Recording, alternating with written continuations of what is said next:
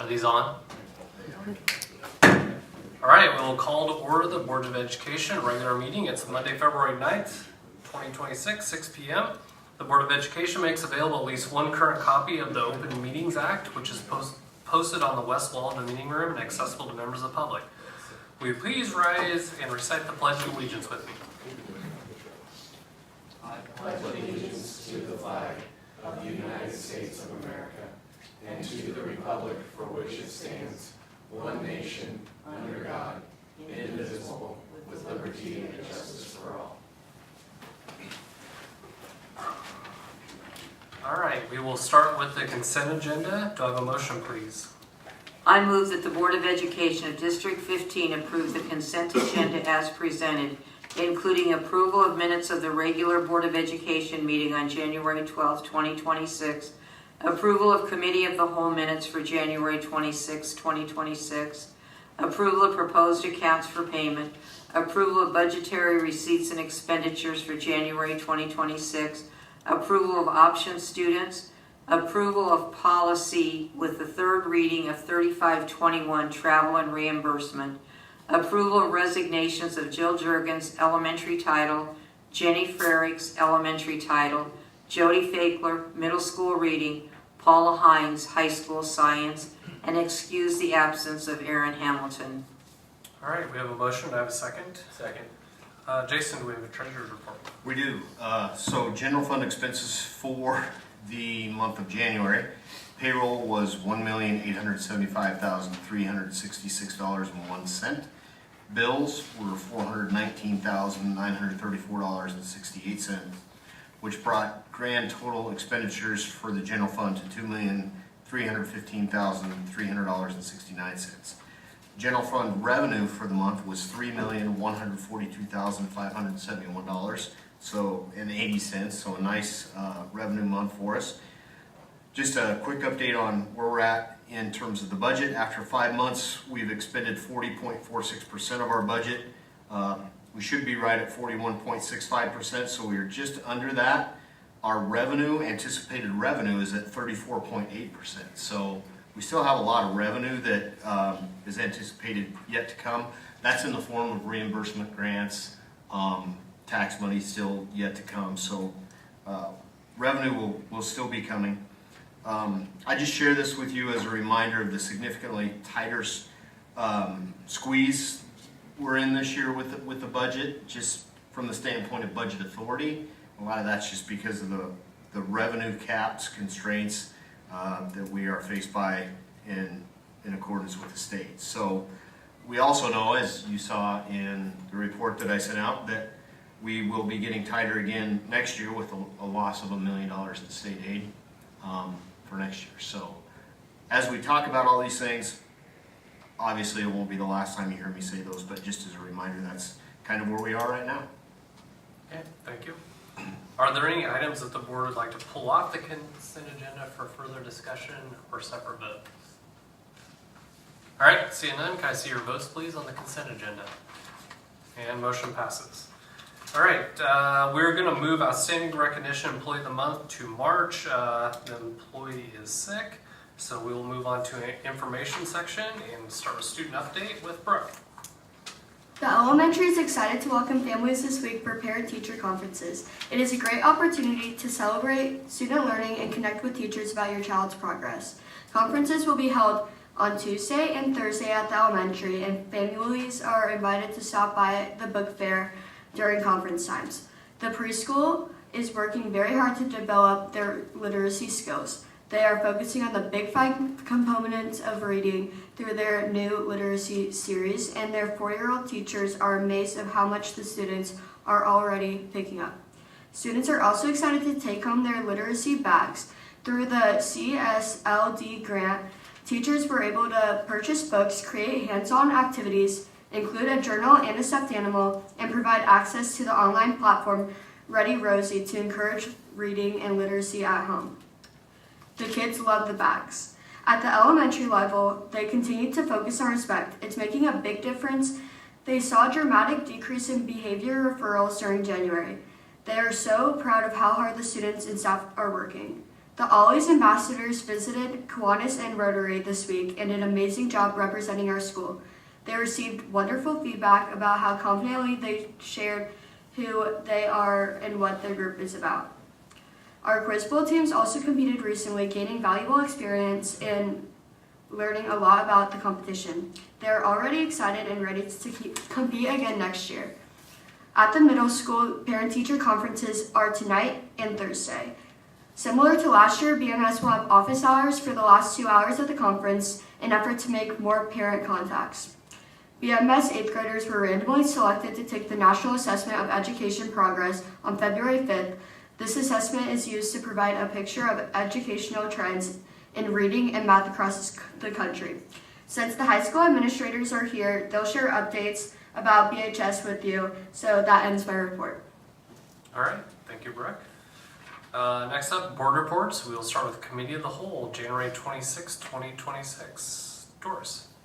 The Board of Education Committee of the Whole meeting was held on Monday, January 26th, 2026. We were given a financial literacy update by Dr. Nielsen, and she provided the following information. In elementary school, 4th graders have the opportunity to earn behavior bucks. In the middle school, social studies classrooms focus on the national debt clock and breaking down some of the key categories on it, as well as taxes and how to pay them. And at the high school level, personal finance is an integrated semester course on careers and personal finances, and it's also a graduation requirement. Dr. Nielsen then presented a proposed calendar to board members. There was some discussion about that. And then we were given a Beatrice Middle School gym air conditioning update, and Mr. Alexander estimated the cost for the project to be somewhere around $300,000. That ends my report. Okay, thank you, Doris. Stance report, Jason. Yes, so we had a stance report January 29th at the NCSA office in Lincoln from 1:30 to 3:25. Basically, at the meeting, we received a legislative update from NCSA Executive Director Dr. Mike Delaney and his team, in which we talked about. We were just given kind of an update on several legislative bills that were in the works. Then the stance organization talked again about many of the bills that are upcoming and positions that the stance organization has on those bills. So everything from LB 1024 to 1050, teacher retention and recruitment bill, and then 1053 was kind of a hot topic, which is the repeal of the kindergarten through second suspension and student safety bill. The majority of the time was spent on LB 1038, which was heard last week in hearing, which is the school finance bill proposed by Senator Hughes.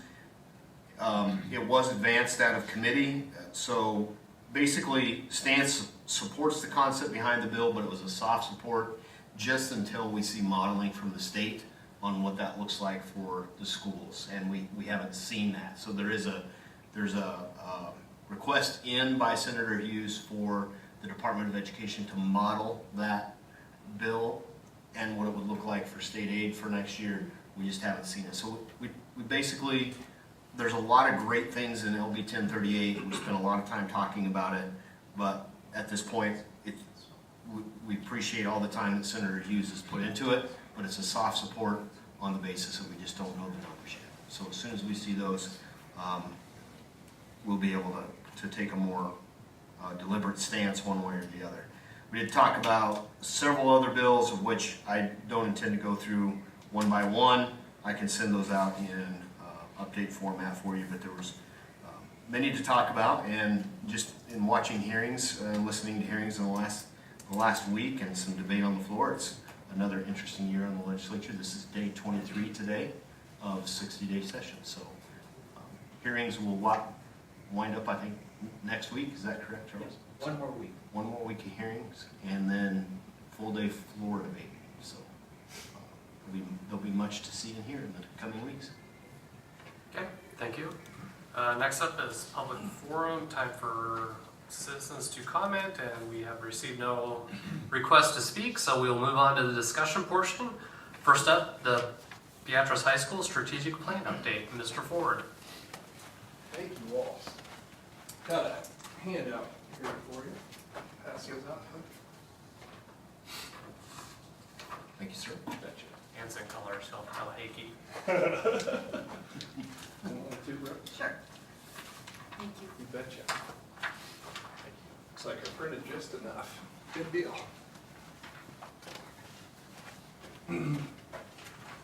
Have a few things I'd like to go over, guys, but as you remember, I won't read this verbatim, but as you remember when we talked in August, I believe, talked about some of the new systems that we were putting into place to try to help student learning and support student learning, try to help hold kids accountable and give kids more opportunities to be successful. I put some charts in here because I always feel like that's easier to just kind of see the full picture of the progress that we've made. So the first chart on there is just our week-to-week progress. So I started our chart on the high point from the first semester, which was 142, and we got all the way down to 72 by the end of the semester. And from last year's first semester to this year's first semester, we actually saw a 50 student reduction on the failing list.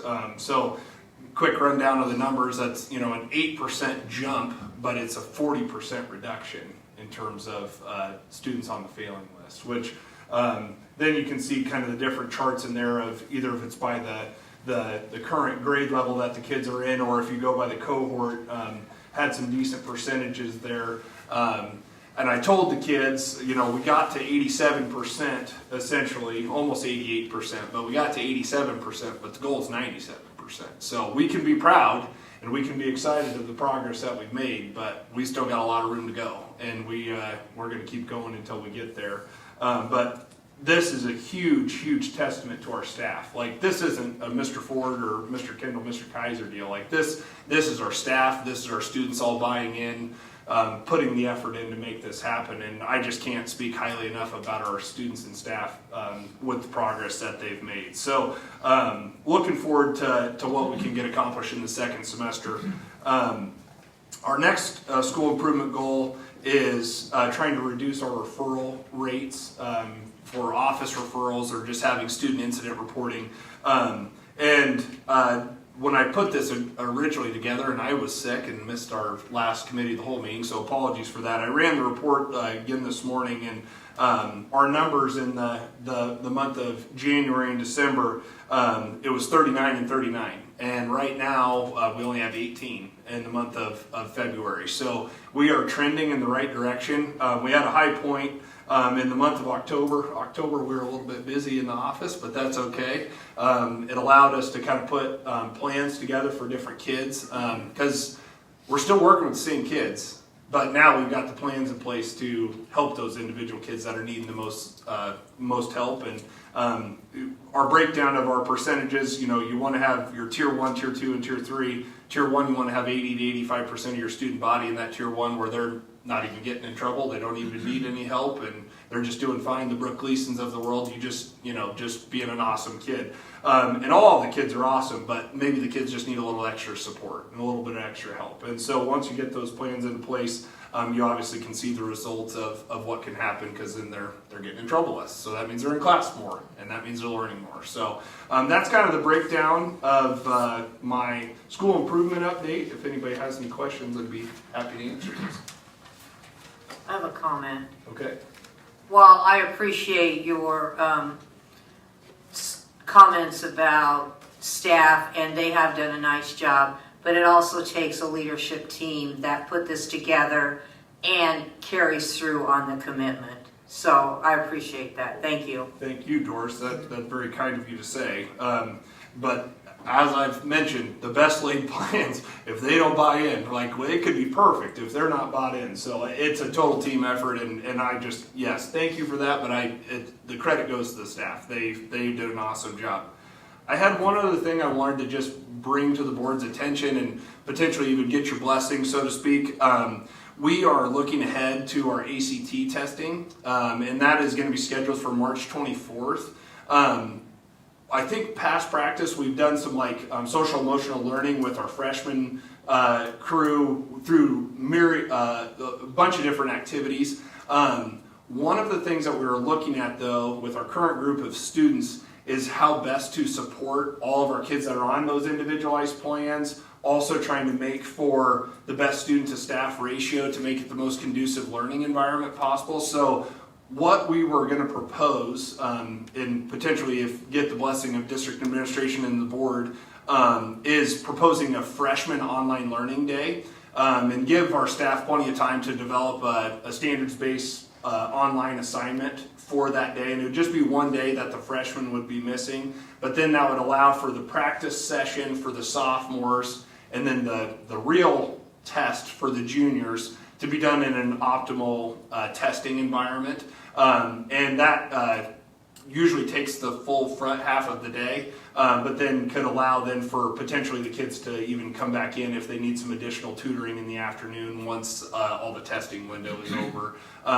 And we're still kind of in that development phase because I wanted to bring it to your guys' attention before we put a ton of work and energy into that before we took our next steps. But that's kind of what we're wanting to do moving forward, because we just feel like it gives us an opportunity to make for the best learning environment, testing environment for our kids. So any thoughts on that or feedback?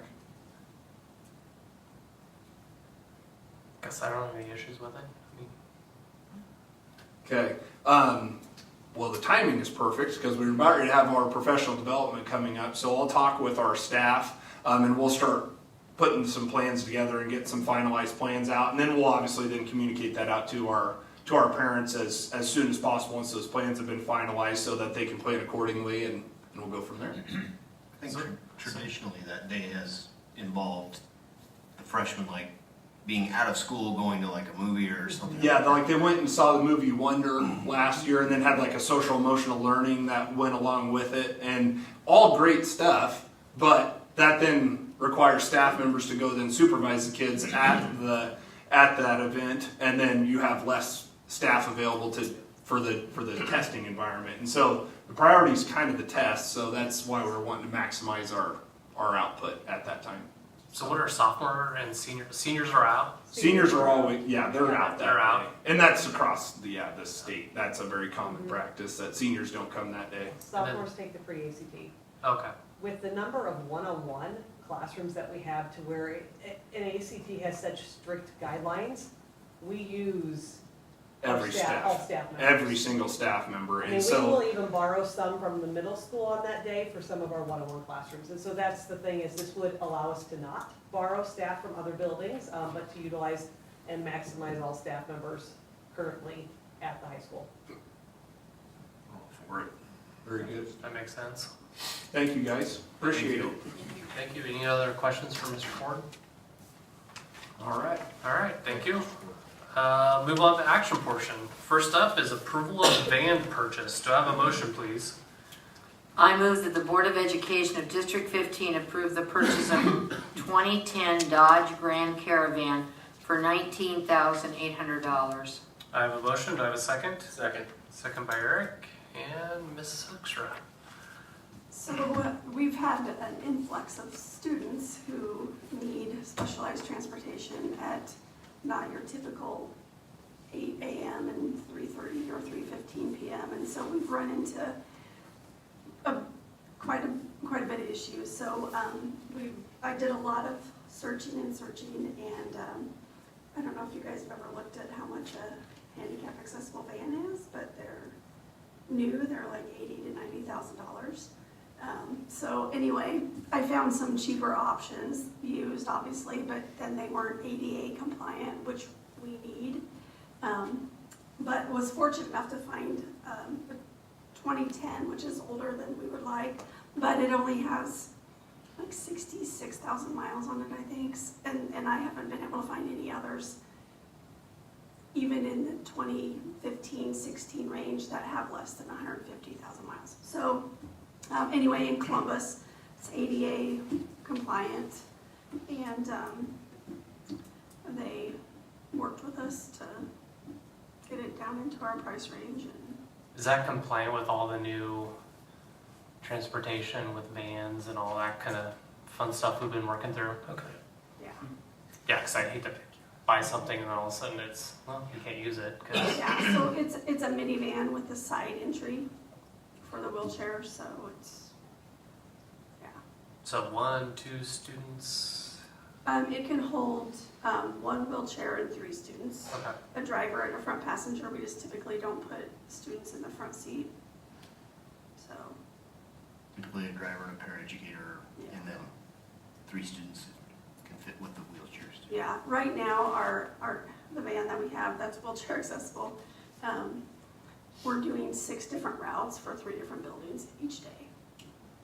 And it's been difficult to meet everybody's needs, so, yeah. So this will be very helpful. And actually, they will deliver it to us, so I don't have to make another trip up to Columbus, so that's nice. And correct me if I'm wrong, but as a sped purchase, it's 80% reimbursable. Yes, right. And so we did get, we had to get NDE approval for that because we will be using SPED funding. So yes, it will be reimbursable. Yep. Any questions, comments from the board? All right, seeing none, can I have your votes, please? Motion passes. Thank you. Thank you, Beth. Beth, thank you for your work on that. Next up, approval of the 2026-27 school calendar. Do I have a motion, please? I move that the Board of Education of District 15 approve the 2026-27 school calendar as presented. I have a motion. Do I have a second? Second. Second by Eric. Dr. Nielsen. Okay, wonderful. Well, good evening. I think I am on version, like I called it earlier, maybe calendar Z. When you do a calendar, you spend a lot of time going through it, and the first calendar is never your best option. So, after surveying, we had a great conversation at the committee of the whole, and so we have come up with another version, as you can see.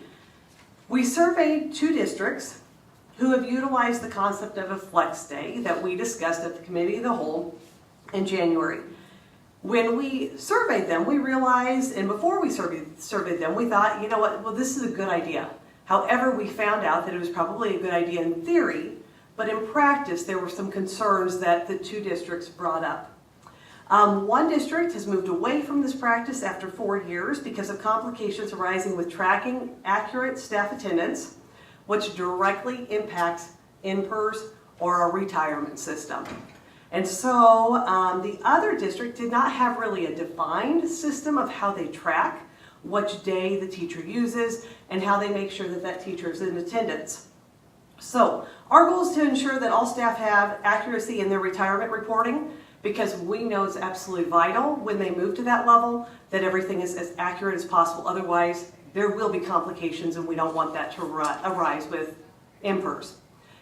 So, as we look at this calendar, here's the modifications that have been made. One of the things that we did was we moved the end date to May 18th, which when we surveyed surrounding districts, most of their end dates were the 19th or the 20th.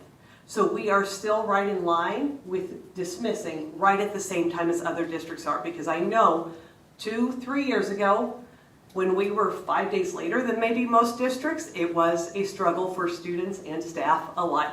So the other thing that it did was it eliminated the day after school got out for teachers to come back. So teachers did not have to report. They have a day built in on November 30th. We did have staff feedback that that November 30th provides a nice professional development day for teachers to come back and get back on track and finish the semester strong. The other thing that we did with this calendar is we added March 11th. March 11th, it has been noted by parents and also by staff members and probably by students as well, that our spring break this year and for many years has only been 1 day. So it's nice to add that extra little day to that spring break as well. So as we look at this calendar, right now we feel that this calendar is a great option to look at. Yes. Any questions?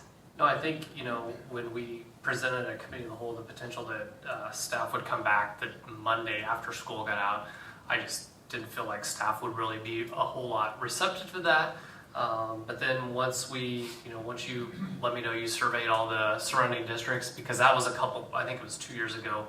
Again, just as you mentioned, we were here in school for much longer than a lot of those districts, and this puts us right with or even earlier than a lot of those districts. So then we don't have to hear that from parents and patrons and students and staff that why are we the only school still in session, after all of those. So I think this is a great alternative, and I think it meets the need. So thank you, Jackie, for that. You're welcome. One of the things, I know that the board asked us to survey staff as to what different option they would like to look at. But after Jason and I reached out to the 2 districts doing the flex day and the 1 district that did not, we kind of became very hesitant. Because if they would have told us they wanted to go with the flex day, but then we realized, oh, this is not good practice and there are some things that could negatively impact their retirement, it was one of those choices that we made to try to revamp the calendar in a different way because retirement is a very precious system. And I will tell you, we have a phenomenal retirement system in the state of Nebraska, and we don't want to jeopardize it for anyone. So that is one of the things that reporting, trying to figure out, because August you'd have this group of teachers that would have this many days, May we'd have this group of teachers, and trying to keep track of that, and especially if someone switches in the middle or, it was just becoming more of a reporting, there are complications than just having a calendar where everyone attends on the same day. You have the same 186 days for every single staff member. Yeah, it was something that I had wondered about if somebody said they wanted to do the flex day at the end of the year, and then they didn't come in, then are they in breach of contract? Have they put in their 186 days? I did wonder how that would work with the flex. And so I really appreciate you and Jason doing the due diligence and checking it out and coming back to us with this. Thank you. And in 2027, Memorial Day is until the 31st, so there's plenty of time. We're out of school prior to that, so I think that will work.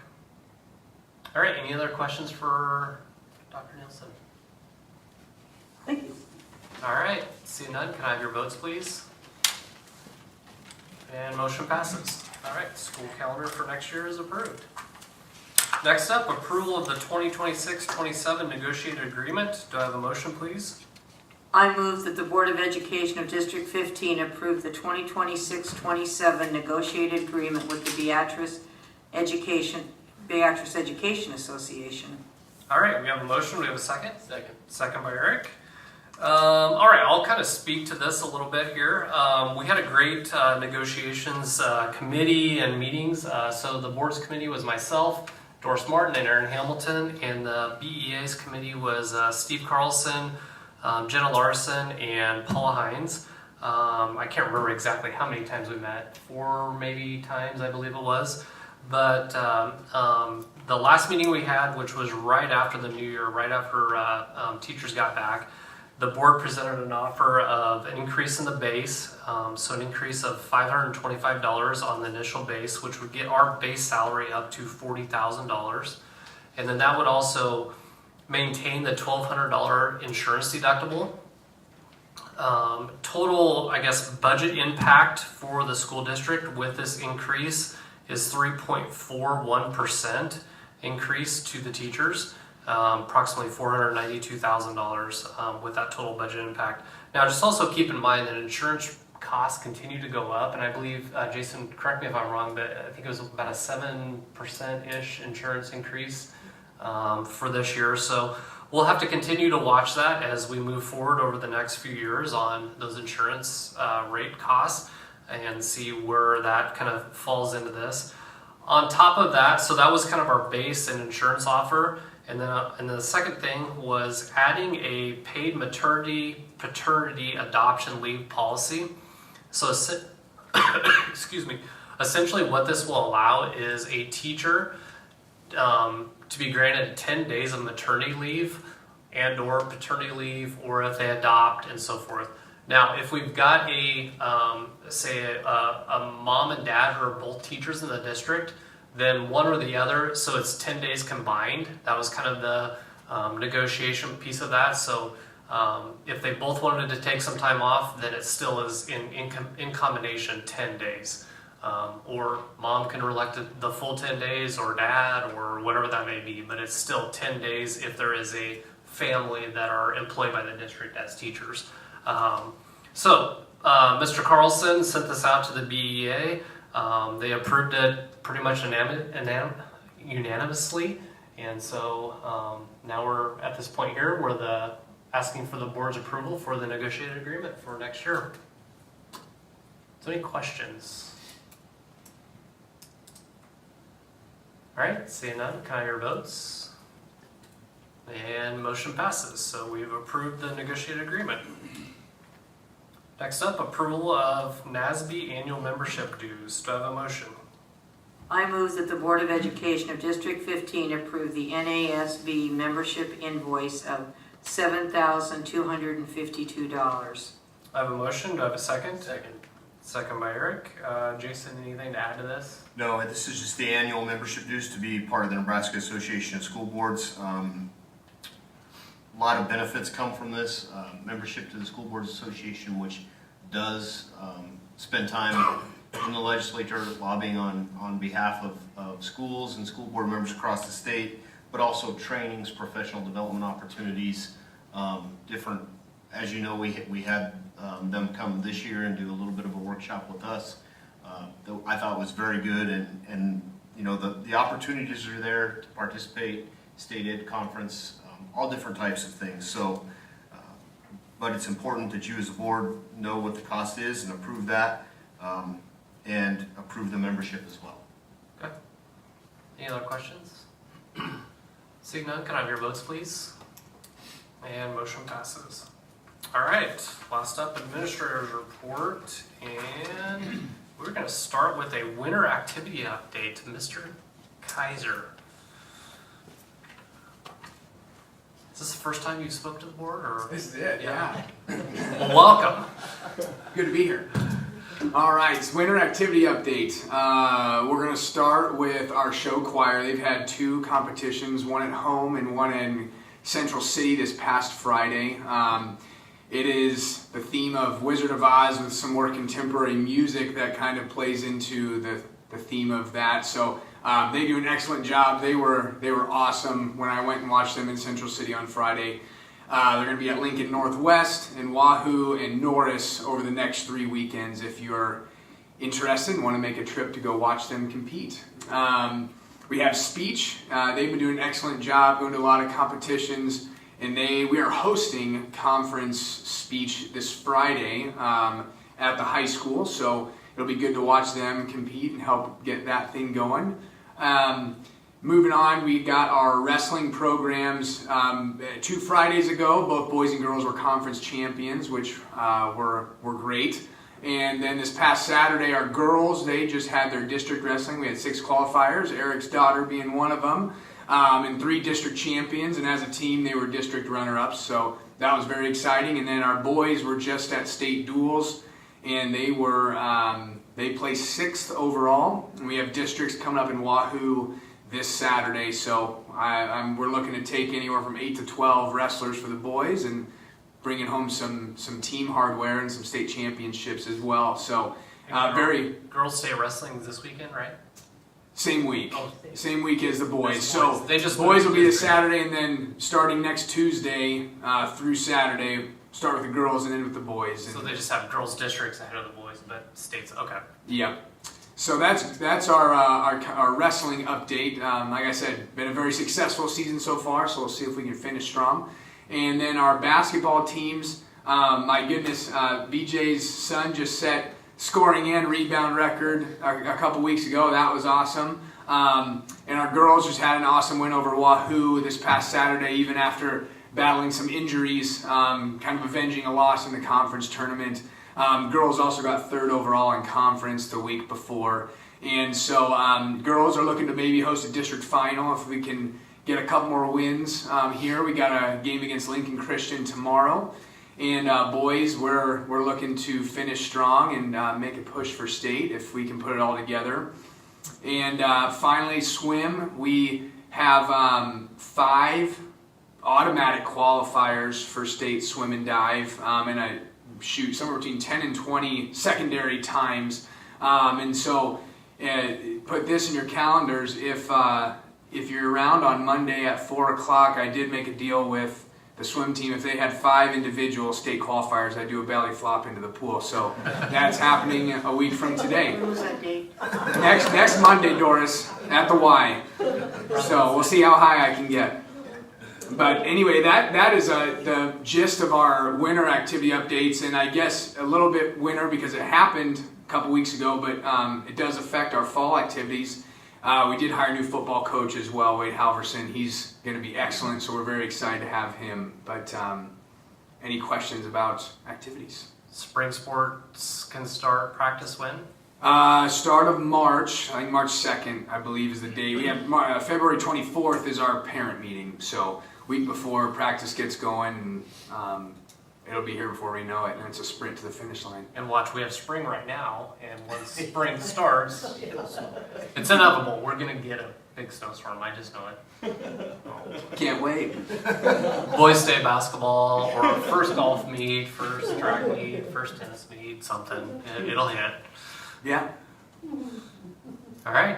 Any questions for Kale? No, but good news, my next Monday is open. Thank goodness, Doris. I was most concerned about you, so glad you can be there. 5 o'clock Monday, right? 4 o'clock. 4 o'clock. 4 o'clock, right before the basketball games. Daily Sun, no, yeah. Well, Jake could come film that before basketball on Monday. Because we have rescheduled game on Monday, right?